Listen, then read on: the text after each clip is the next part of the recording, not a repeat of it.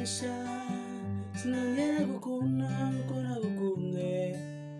Aisha, inzozi zawe zarageranye nawe.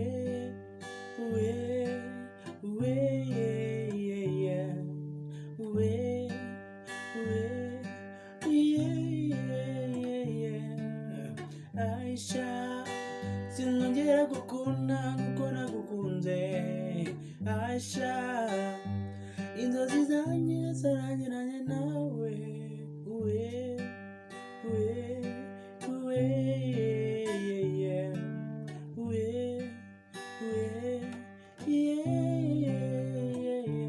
Aisha, uko nagukunze subungeho mbejero burangare.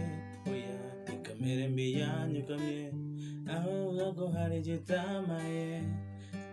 Nakizirari kibikuruka gusa nanjye icyo ngushinze ni kimwe, kuba warampaye urukundo nkarengwa.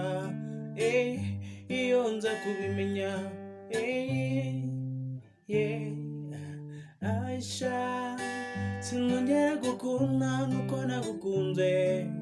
Aisha, inzozi zawe zaragiranye nawe.